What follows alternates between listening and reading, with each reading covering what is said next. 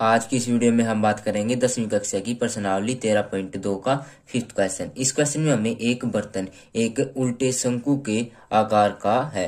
इसकी लंबाई 8 सेंटीमीटर है और इसके ऊपरी सिरे जो ऊपर से खुला हुआ है की त्रिज्या 5 सेंटीमीटर है। यह ऊपर तक पानी से भरा हुआ है। जब तक इस बर्तन में शीशे की कुछ गोलियां जिसमें प्रत्येक 0.5 सेंटीमीटर त्रिज्या वाला एक गोला है, यानी कि जो हमारी गोली की त्रिज्या है वो 0.5 सेंटीमीटर है, तो इसमें से भरे हुए पानी का 1/4 भाग बाहर निकल जाता है। बर्तन में डाली गई शीशे की गोलियों की संख्या ज्ञात कीजिए।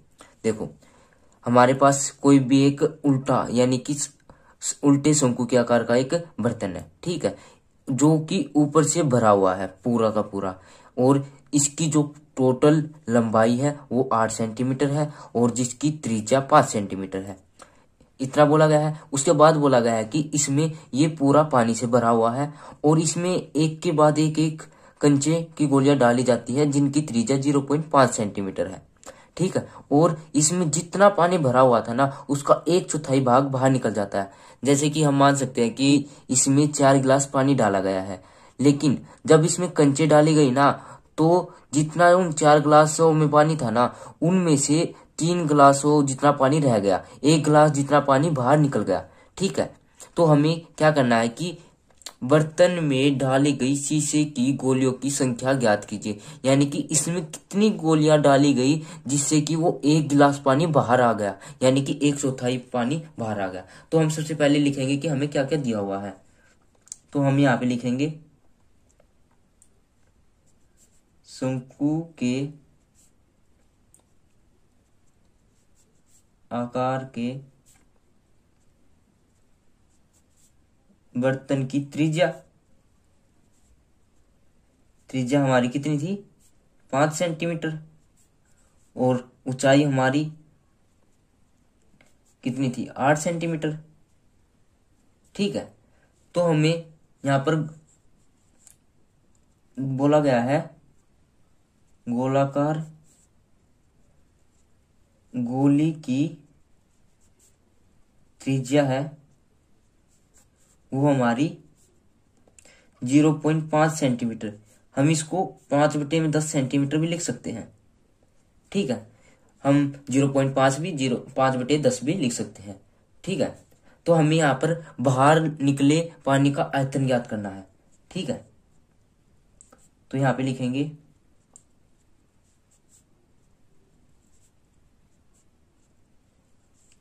बाहर निकाले गए पानी का आयतन। अब हमें पानी का आयतन ज्ञात करना है, तो वो कितना पानी था, 1/4 था, ठीक है, जितना उस इस शंक्वाकार बर्तन में था, ठीक है। बाहर निकले गए पानी का आयतन बराबर है 1/4 मल्टीप्लाई बाय में शंकु का आयतन बराबर है x मल्टीप्लाई बाय में गोलाकार गोली का आयतन। x यहाँ पर गोलियां हैं, हमें यहाँ पर किन किन गोलियों का, शीशे की गोलियों की संख्या ज्ञात करनी है, ठीक है। तो यहाँ पर x हमने ये गोलियां मानी हुई है, ठीक है। तो 1/4 यानी कि पानी 1/4 है, ठीक है।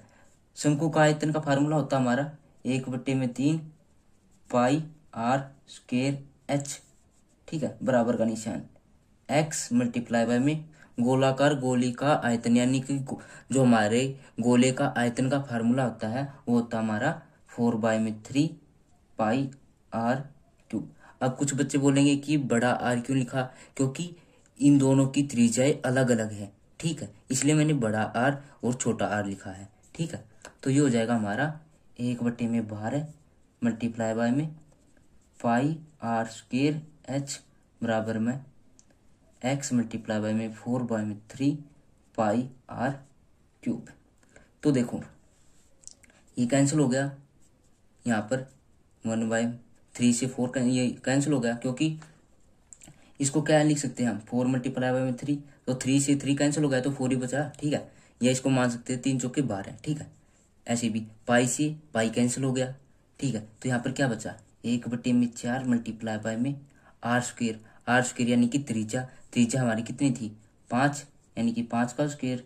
ऊंचाई हमारी कितनी थी 8, ठीक है, यानी कि 8 लिख दिया मैंने इसको।